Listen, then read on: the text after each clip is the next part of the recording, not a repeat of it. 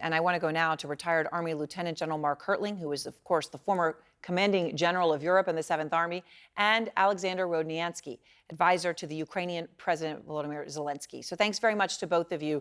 General, since Fred was just talking about Bakhmut, this is fascinating what we're seeing happening. Russia's now saying it's captured Bakhmut. You see the champagne showers, et cetera, that the Wagner mercenaries are doing.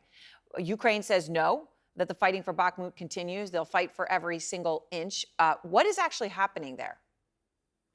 It's tough to explain, Aaron, because we're looking literally at PowerPoint maps often, and we're seeing red areas and yellow areas, and it doesn't really give the situation in terms of the terrain. The Ukrainian forces, as I've watched them, have pulled out of Bakhmut. They have done a very good withdrawal, and they are now in the high ground in the areas of Yahidi, Kromenov, and Ivanivsky, 3 areas to the northwest, northwest and southwest. They can control the city via the high ground.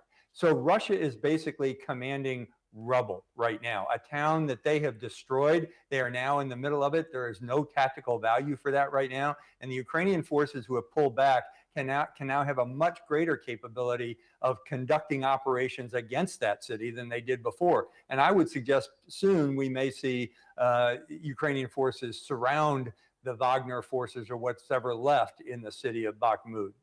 It's pretty incredible to watch that happening. And Alexander, into this, right? Wagner, they're putting out these videos celebrating their victory that they say, right, that they control it. And the chief, Evgeny Prigozhin, says that his fighters are they're going to pull out of Ukraine on May 25th, which obviously if they did that, then they're just completely giving up Bakhmut and everything else. So I'm trying to understand what's happening here. I mean, now, Alexander, does Ukraine believe that Prigozhin is in fact doing that, withdrawing? No, so in general, we obviously can't believe any word that they're saying. I mean, this is a site that's been lying consistently throughout, before the invasion, during the invasion. So we take it with a grain of salt at best. Obviously, we can't believe a single word. So, General Hertling, in the meantime, this group of Russian fighters that are fighting on behalf of Ukraine, right? Several different kind of groups of them, as they call themselves, but they are all fighting against Russia. They took a number of actions today. There was that incursion into Belgorod, right, which is actually Russian territory, full Russian territory, right, by any measure. They claim they captured a Russian military vehicle. And then we saw the so-called flag of Free Russia flying over Moscow State University. How meaningful are these incidents, General? This is all part of shaping operations, Aaron. What I'd suggest, what occurred today, and it's a magnificent tactic, is these Liberty of Russian Legion or Russian Volunteer Corps, the so-called little green men, are now going in the opposite direction. They're trying to free Russian territory. The interesting piece is this is what's called a raid.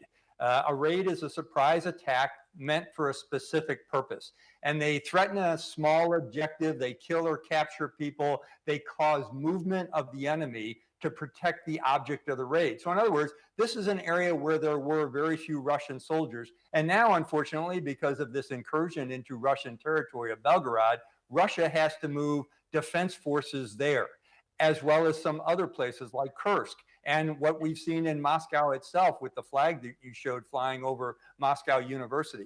All of this is to accomplish the intent of an objective of pulling Russian forces away from the areas with which they are defending. This is shaping operations, and the Ukrainians are doing it very well, along with the Legion of Russian, or the Liberty of Russian Legion, or whatever they want to call themselves, in order to get the Russians to look in other directions. It is stunning, though, at a certain level. You think about, Russians attacking in a place like Belgorod. I mean, again, to even imagine 16 months ago, 18 months ago, having these sorts of conversations. Alexander, we also mentioned at the top of the show yet another Russian official, and there have been so many in the past year who have criticized the war publicly or privately, mysteriously now dead. I spoke with your father recently, obviously a renowned award-winning film producer, lived in Russia till the beginning of the war. He has publicly criticized the war. He is still doing so. He came on this show to do it. Putin has now ordered his arrest, even though, of course, he's outside Russia. But, it makes him a wanted man. And I wanted to play something your father told me when I asked him whether he was concerned for his safety. I'm not anymore in Russia, of course, but I know how effective could be Russian intelligence in following the people who are protesting the Russian regime. I don't have a fear. Nothing would prevent me from speaking the truth about what's going on in Ukraine and with this war. Definitely, I would, and most of my friends are trying to tell me that I should be very careful, and I will be very careful, but I will do what I did.